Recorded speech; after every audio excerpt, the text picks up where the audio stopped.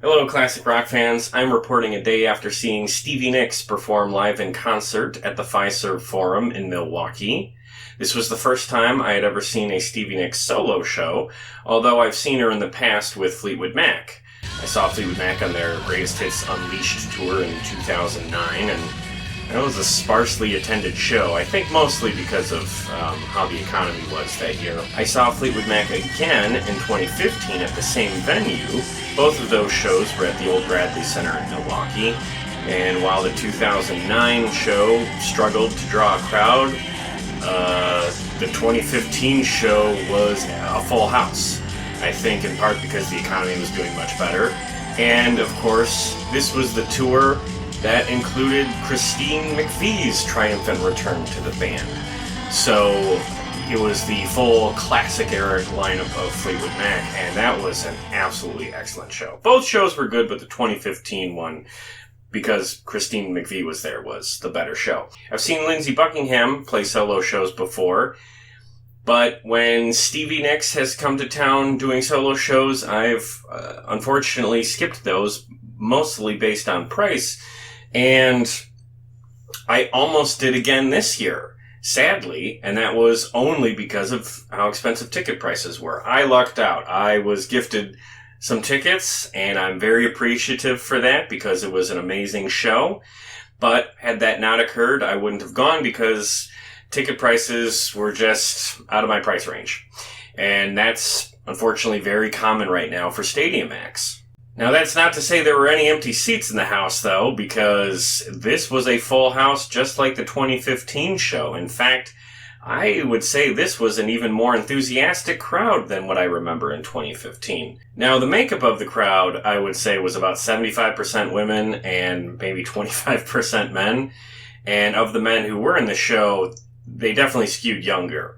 So I don't know if this is an issue with, like, baby boomer men, but, guys, if you're asleep at the wheel for Stevie Nicks, you're making a huge mistake because she puts on an absolutely fantastic show and has a stellar catalog to draw from. This was a fantastic show. She played a great mix of her Fleetwood Mac classics along with her solo hits, plus some deeper cuts from her solo catalog. But no matter what song she played, the enthusiasm for the show did not die down really at any point. I was surprised at how long everybody in the stadium stayed on their feet. Everyone was standing through at least a third of the show, and it didn't get to the point where most people were sitting down until well after the halfway point. And even then, in the second half of the show, anytime she played a radio hit, everybody stood right back up again. And that's awesome for a classic rock show. I mean, Stevie Nicks is 75 years old, and a lot of her fans are about that age too, but that did not damper any enthusiasm. People were engaged and clapping and very excited through the whole show. There was a couple of people who might have been a little too excited, if I'm honest. There was a couple of women behind me who were screaming at the top of their lungs when Stevie was just talking in between songs, and you know, you get that kind of stuff really at any show, but. Yeah, all that to say is that it was a great crowd, and I suspect that she is going to draw this level of enthusiastic crowds anywhere she goes, and I suspect it'll be packed. So if she's coming to your town, yeah, you know, make sure you bring your energy, make sure you're excited to have a fun night out, and you won't be disappointed. Now, as far as her set list, she was very particular about what Fleetwood Mac songs she played. I would describe them as her most recognizable Fleetwood Mac hits. Dreams, Gypsy, Gold-Dust Woman, Rhiannon, Landslide. Those are probably her most identifiable Fleetwood Mac songs, and I think a lot of fans would be super disappointed if she skipped any of them. I was hoping for Seven Wonders, but that's a little bit of a deep cut. And as far as her big solo hits go, of course, she did Edge of 17, Stop Dragging My Heart Around, and my favorite of her solo catalog, Stand Back. Now, before she played Stop Dragging My Heart Around, she talked at length about Tom Petty. And Tom Petty loomed all over this show. In addition to playing that song, which he, of course, wrote for her, she also played a cover of Free Fallin' during the encore. Plus, the PA played Runnin' Down a Dream as the intro music while her band came out on stage at the very start of the show. And then at the end of the show, as the crowd was leaving, the PA played Learning to Fly. So, yeah, a lot of Tom Petty at this show. And it's a credit to her. I mean, she is really holding a candle for him in the years since he's passed, and, better than probably anybody else. And it shows just what a strong love and appreciation she had for him.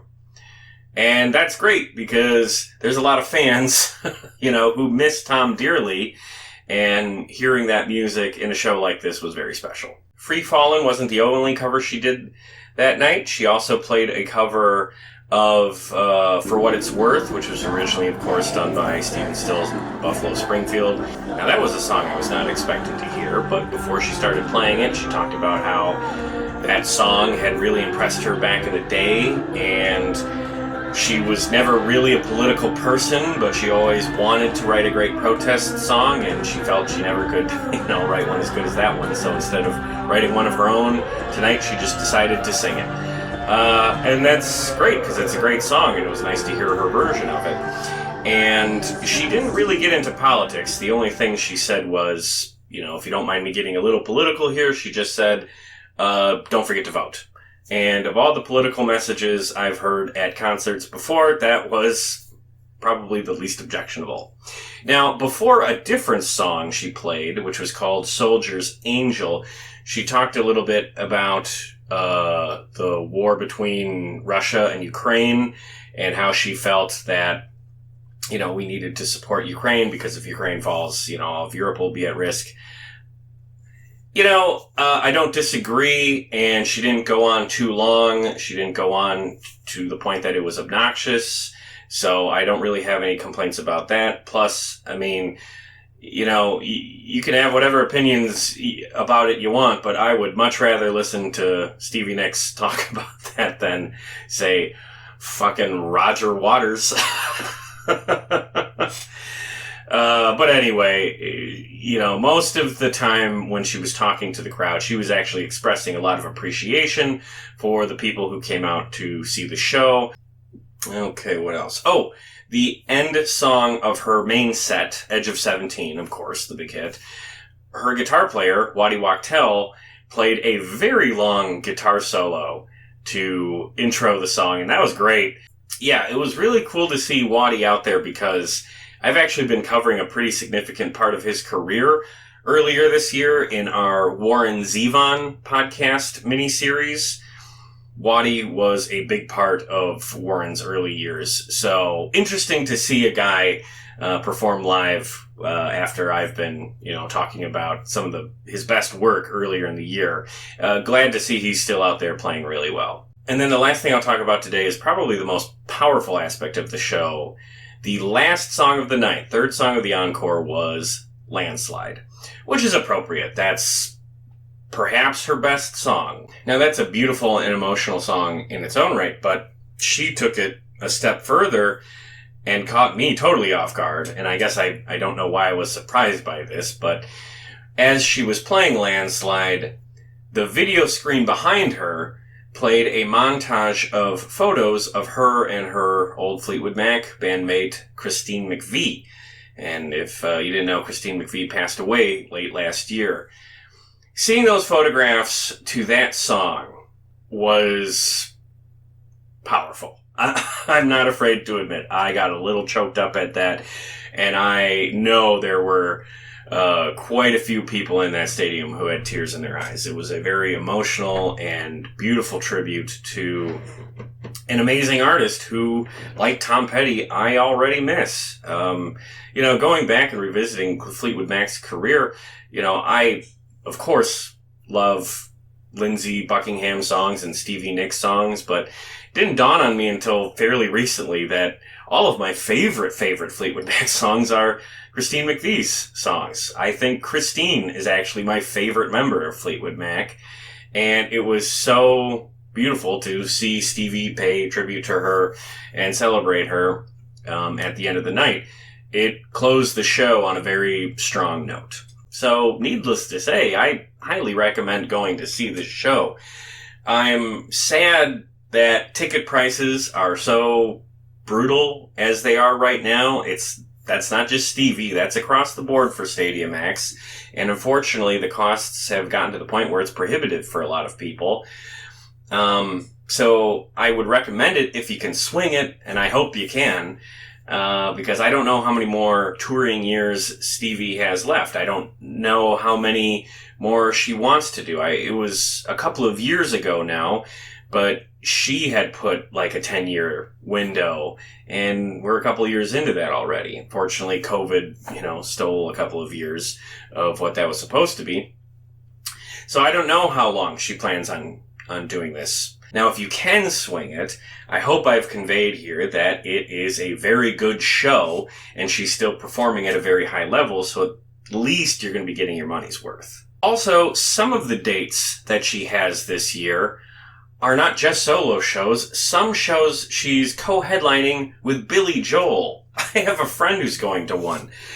That is an amazing lineup. She's toured with big names in the past, but I saw Billy Joel a couple of years ago, and he was fantastic. So if the Billy Joel Stevie Nicks show is coming to your local football stadium, I would absolutely recommend that too. And that's all I got for tonight.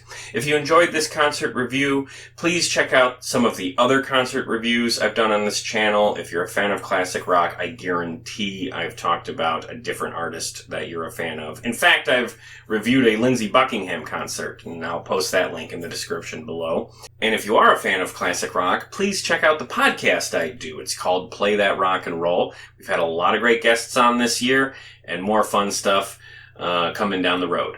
Please find our social media links. Those are in the description below. Otherwise, see Stevie if you can. Let me know if you do. Post what you thought about her show in the comments below. And keep rocking.